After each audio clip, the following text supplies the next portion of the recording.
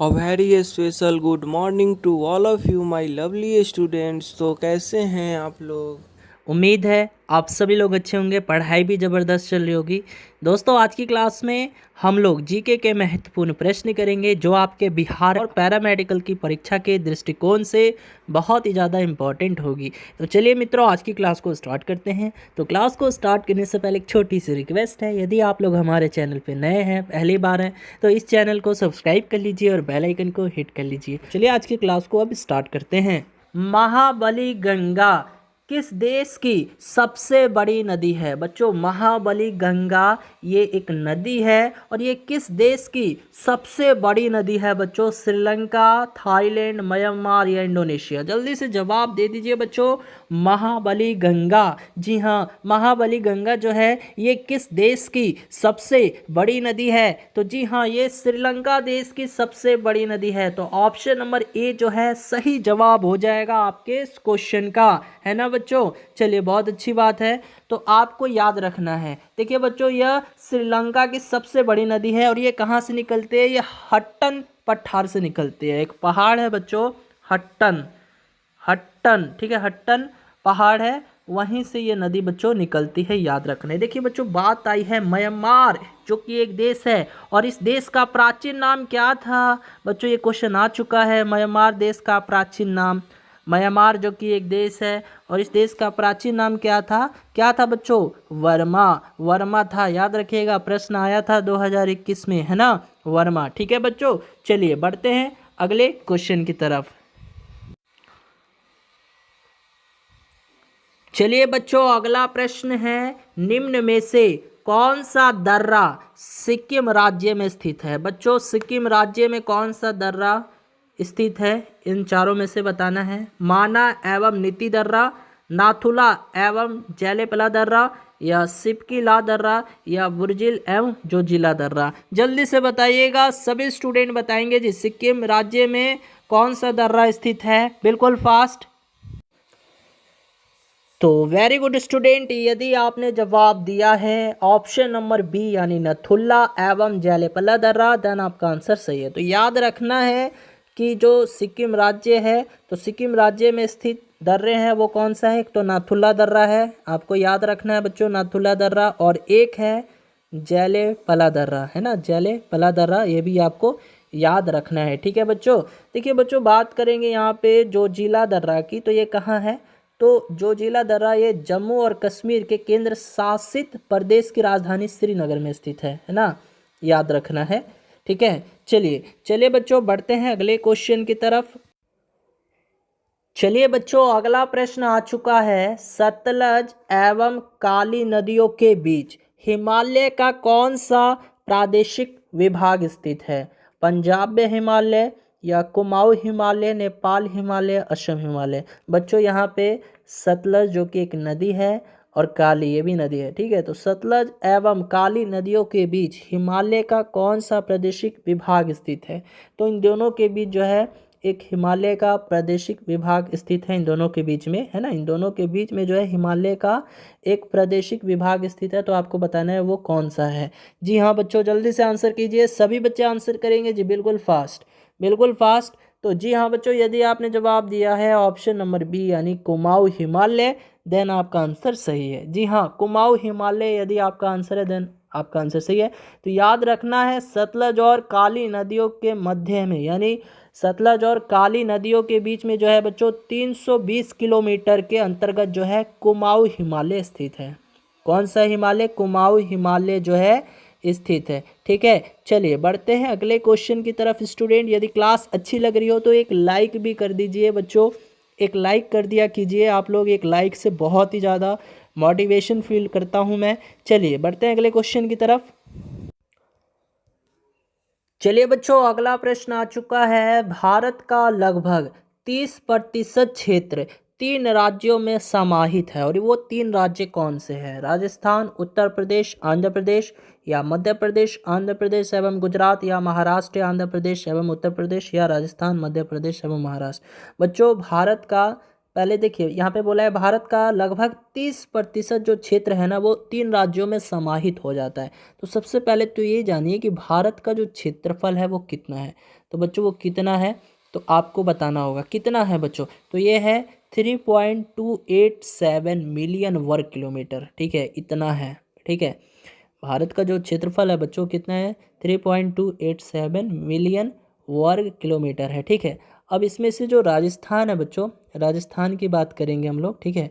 तो इसमें से अगर राजस्थान की बात करें तो केवल ये जो है ये कितना वर्ग किलोमीटर है। तो ये बच्चों यहाँ पे मैं बता दूँ ये 3,42,229 वर्ग किलोमीटर है, ठीक है। राजस्थान की बात की है मैंने, है ना। अब मध्य प्रदेश की बात करूँ यानी एमपी की बात करूँ तो इसका क्षेत्रफल कितना हो जाता है। तो इसका हो जाता है बच्चों 2,83,286 वर्ग किलोमीटर है, ठीक है। और फिर इसके बाद जो है महाराष्ट्र की बात करूं बच्चों, यहाँ पे महाराष्ट्र तो इसका जो क्षेत्रफल होगा वो कितना हो जाएगा। तो वो हो जाएगा 3,00,000, ठीक है, 3,77,173 वर्ग किलोमीटर, ठीक है। तो यहाँ पर ये तीनों राज्य जो है ना भारत के कुल क्षेत्रफल के 30% के अंतर्गत आ जाते हैं, ठीक है। तो यानी ऑप्शन नंबर क्या हो जाएगा, ऑप्शन नंबर डी जो सी। देखिए यहाँ पे एक्चुअली नंबरिंग में गलती हो गई, यहाँ पे सी होगा यहाँ पे डी होगा। तो ऑप्शन नंबर डी जो है आपके इस क्वेश्चन का सही जवाब हो जाएगा बच्चों। चलिए बच्चों अगला प्रश्न आ चुका है, कार्डामम पहाड़ी कहाँ स्थित है। बच्चों कार्डामम पहाड़ी ये कहाँ स्थित है, जम्मू कश्मीर में, हिमाचल प्रदेश में, केरल में या महाराष्ट्र में। जल्दी से जवाब दीजिएगा। सभी स्टूडेंट इस प्यारे से क्वेश्चन का आंसर करेंगे। कार्डामम, जी हाँ, कार्डामम पहाड़ी कहाँ स्थित है। कार्डामम पहाड़ी ये कहाँ स्थित है। बिल्कुल फास्ट आंसर करना है। तो वेरी गुड स्टूडेंट, यदि आपने जवाब दिया है ऑप्शन नंबर सी यानी केरल, देन आपका आंसर सही है। तो याद रखना है कार्डामम पहाड़ियाँ दक्षिण भारत के पश्चिमी घाट में केरल में अवस्थित है और इसका कुछ भाग जो है बच्चों दक्षिणी पश्चिमी वो तमिलनाडु में भी स्थित है, ठीक है। और यूनेस्को ने इसे वर्ल्ड हेरिटेज साइट के रूप में चयन भी किया है ना। यूनेस्को जानते हो ना, यूनेस्को जिसका मुख्यालय कहाँ है बच्चों, न्यूयॉर्क में है, ठीक है। यूनेस्को की बात करें तो इसका मुख्यालय कहाँ है, न्यूयॉर्क में है। तो बच्चों यूनेस्को ने जो है इसे वर्ल्ड हेरिटेज साइट के रूप में भी चयन किया है, यानी इसका सिलेक्शन किया है किसका, कार्डामम पहाड़ी जो कि हमारे केरल में स्थित है ना, यानी भारत के पश्चिमी घाट में केरल में स्थित है, याद रखना है। चलिए बढ़ते हैं अगले क्वेश्चन की तरफ। अगला प्रश्न आ चुका है, लक्षद्वीप में द्वीपों की संख्या है। बताइएगा लक्षद्वीप जो कि केंद्र शासित प्रदेश है और यहाँ पे द्वीपों की कुल संख्या कितनी है, 26, 36, 37 या 43। जल्दी से बताइएगा लक्षद्वीप में द्वीपों की संख्या कितनी है, जल्दी से बिल्कुल फास्ट। लक्षद्वीप में द्वीपों की कुल संख्या कितनी है। तो जी हाँ बच्चों, यदि आपने जवाब दिया है ऑप्शन नंबर बी यानी 36, देन आपका आंसर सही है।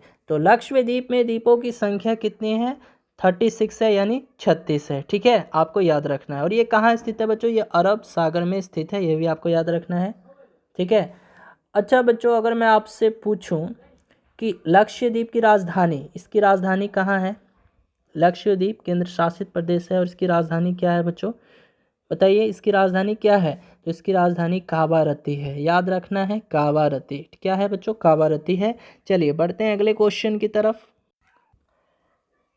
चलिए बच्चों अगला प्रश्न है, निम्नलिखित नदियों में से कौन सी एक बंगाल की खाड़ी में नहीं गिरती है। बताइएगा कौन सी नदी जो है बंगाल की खाड़ी में नहीं गिरती है, महानदी, कावेरी, ताप्ती या गोदावरी। तो बच्चों सबसे पहले आप लोग ये बताइए बंगाल की खाड़ी में गिरने वाली नदियां कौन कौन सी हैं। देखिए ये मैं बता देता हूँ, बहुत ही इम्पॉर्टेंट क्वेश्चन हो जाता है। तो बंगाल की खाड़ी में गिरने वाली नदियां कौन कौन सी है, कृष्णा नदी है, ठीक है, कृष्णा नदी है, ब्रह्मपुत्र नदी है बच्चों, ब्रह्मपुत्र नदी है, गंगा नदी है, ठीक है, गंगा नदी है, और फिर इसके बाद जो है गोदावरी नदी है, और फिर इसके बाद जो है बच्चों यहाँ पे आपकी महानदी है, महानदी, ठीक है, और लास्ट में जो है कावेरी नदी है।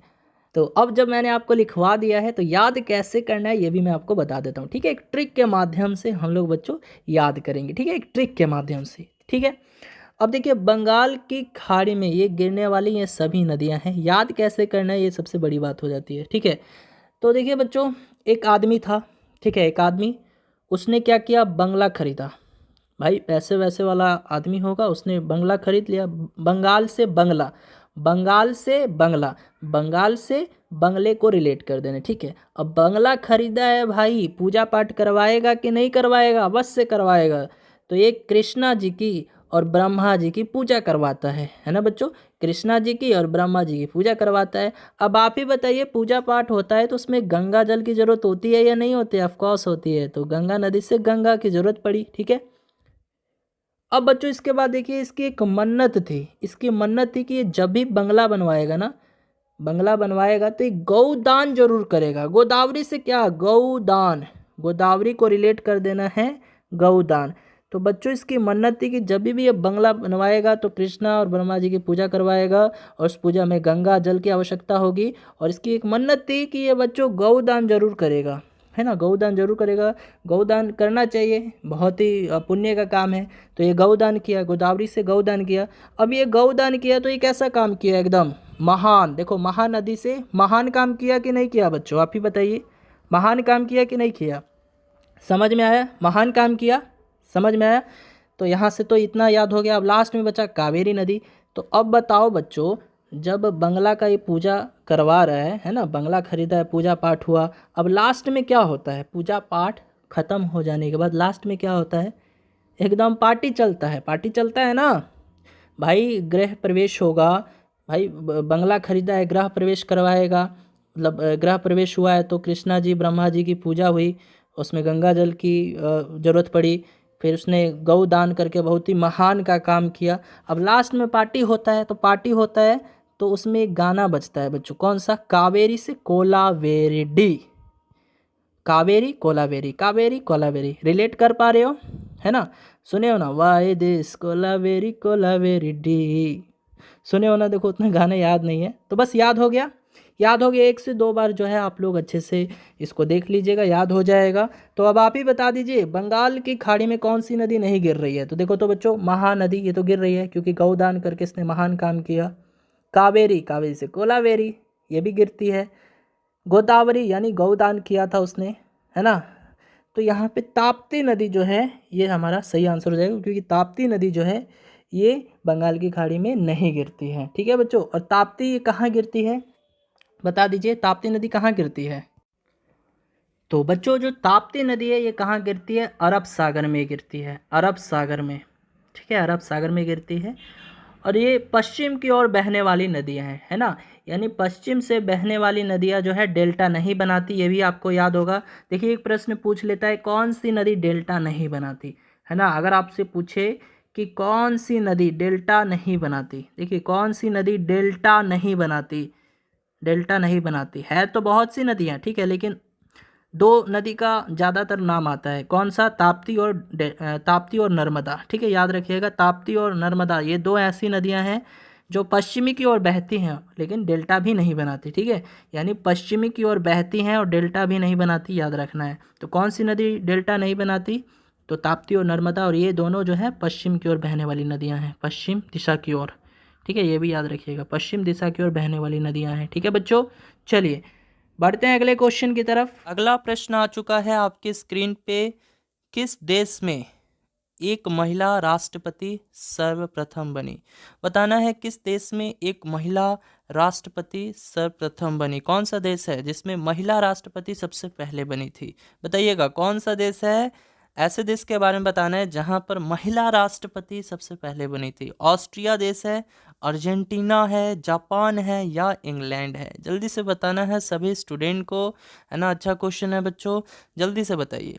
जी हाँ, तो जी हाँ, यदि आपने जवाब दिया है ऑप्शन नंबर बी, जी हाँ, ऑप्शन नंबर बी जो है आपके इस क्वेश्चन का सही जवाब हो जाएगा, ठीक है। तो किस देश में एक महिला राष्ट्रपति सर्वप्रथम बनी थी? तो ये अर्जेंटीना देश था, ठीक है, अर्जेंटीना देश है जहाँ पर सर्वप्रथम महिला राष्ट्रपति बनी थी, है ना। विश्व, अगर आपसे पूछे बच्चों कि विश्व की प्रथम महिला राष्ट्रपति किस देश की थी, विश्व की प्रथम महिला राष्ट्रपति जो थी वो किस देश की थी? तो अर्जेंटीना देश की थी। और नाम क्या था उनका बच्चों? यानी विश्व की प्रथम महिला राष्ट्रपति कौन थी? नाम भी बता दीजिए। अगर आपसे पूछे बच्चों कि विश्व की प्रथम महिला राष्ट्रपति कौन थी, बताइए। विश्व की प्रथम महिला राष्ट्रपति कौन थी? तो ये भी याद रखना है बच्चों, कौन थी? मैरिया एसा बेल पैरोन। ठीक है, क्या नाम था इनका? देखिए नाम मैं लिख देता हूँ, मैरिया एसाबेल पैरोन। ठीक है, याद रखना है, मैरिया एसाबेल पैरोन इनका नाम था और ये विश्व की प्रथम महिला राष्ट्रपति थी। ठीक है, अगर आपसे पूछे बच्चों कि भारत की प्रथम महिला राष्ट्रपति कौन थी, क्या जवाब दीजिएगा? बताइए तो जल्दी से बताइएगा। तो जल्दी से बताइएगा बच्चों, भारत की प्रथम महिला राष्ट्रपति कौन थी? तो आपको मालूम होगा, भारत की प्रथम महिला राष्ट्रपति प्रतिभा पाटिल जी थी। ठीक है, प्रतिभा पाटिल जी, ये नाम याद रखना है बच्चों। ठीक है, चलिए मूव करते हैं अगले क्वेश्चन की तरफ। चलिए बच्चों, इसके बाद अगला प्रश्न आ जाता है, द कॉमनवेल्थ ऑफ क्रिकेट इस पुस्तक के लेखक हैं, कौन है बच्चों? चेतन भगत, सचिन तेंदुलकर, राहुल द्रविड़ या रामचंद्र गुहा? जल्दी से जवाब देना है। द कॉमनवेल्थ ऑफ क्रिकेट इस पुस्तक के रचयिता कौन है? बिल्कुल फास्ट। तो वेरी गुड स्टूडेंट, यदि आपने जवाब दिया है ऑप्शन नंबर डी यानी रामचंद्र गुहा। जी हाँ दोस्तों, रामचंद्र गुहा जी के द्वारा ये पुस्तक लिखी गई है, कौन सी? The Commonwealth of cricket. ठीक है, अब देखिए यहाँ पे अगर हम लोग बात करें चेतन भगत जी के बारे में, तो ये भी बहुत ही फेमस राइटर हैं बच्चों, इनके द्वारा भी कई सारी पुस्तकें लिखी गई हैं। जैसे 2014 में इनकी पुस्तक आई थी बच्चों, बहुत ही ज़्यादा बिकी थी। कौन सी पुस्तक थी, क्या आप लोग बता सकते हो? बहुत ही अच्छी पुस्तक थी बच्चों, है ना, आप लोगों ने शायद पढ़ा भी होगा उस पुस्तक को। बताइए कौन सी पुस्तक थी? चेतन भगत जी के द्वारा जो है एक पुस्तक आई थी 2014 में, कौन सी पुस्तक थी? हाँ जी, कौन सी पुस्तक थी? हाफ गर्लफ्रेंड, है ना, हाफ गर्लफ्रेंड। पढ़े हैं ये आप लोग पुस्तक? बहुत ही इजी भाषा में लिखी गई थी ये पुस्तक, है ना। तो टाइम मिले तो पढ़ लीजिएगा, बट अभी आपको यही पढ़ना है। पैरामेडिकल का जो चल रहा है ना बच्चों कोर्स, जो यूट्यूब पे क्लास दिया जा रहा है, अभी तो फ़िलहाल यही करना है। जब पैरामेडिकल का एग्ज़ाम ख़त्म हो जाएगा उसके बाद आप लोग पढ़ सकते हो ये नॉवल, है ना। चलिए, तो इनके द्वारा जो है हाफ गर्लफ्रेंड पुस्तक लिखी गई थी। और इसके बाद जो है टू स्टेट्स, है ना, two states the story of my marriage, ये भी इन्हीं के द्वारा लिखी गई थी। Two states the story of my marriage, ये भी पुस्तक अच्छी है बच्चों, इन्हीं के द्वारा रचित की गई थी, तो आपको याद रखना है। ठीक है, चलिए, एक और पुस्तक थी। हाँ बच्चों, एक और पुस्तक थी, उस पुस्तक का नाम क्या था? 5 पॉइंट समवन। तो ये भी लिख सकते हैं, 5 पॉइंट समवन। ठीक है, चलिए बच्चों, बढ़ते हैं अगले क्वेश्चन की तरफ। चलिए बच्चों, अगला प्रश्न है, चलचित्र आक्रोश के निर्देशक कौन थे? चलचित्र का मतलब क्या होता है बच्चों? चलचित्र का मतलब होता है चित्र तथा ध्वनि के साथ प्रस्तुत की जाने वाली कथा या कहानी या कोई भी मूवीज वगैरह, है ना। तो चलचित्र आक्रोश जो है, इसके निर्देशक कौन थे? संजय लीला भंसाली या शेखर कपूर, श्याम बेनेगल या सत्यजीत रे? जल्दी से बताना है, सभी स्टूडेंट बताएंगे, बिल्कुल फास्ट आंसर करेंगे सभी बच्चे। तो जी हाँ बच्चों, यदि आपने जवाब दिया है ऑप्शन नंबर सी यानी श्याम बेनेगल, देन आपका आंसर सही है। तो श्याम बेनेगल कौन है बच्चों? एक डायरेक्टर है, निर्देशक है ना, और चलचित्र आक्रोश के ये निर्देशक भी थे। ठीक है, तो आपको याद रखना है। चलिए, इसके बाद जो है अगला प्रश्न आ जाता है। चलिए बच्चों, अगला प्रश्न आ चुका है, लीला सैमसन किससे संबंधित नर्तकी थी?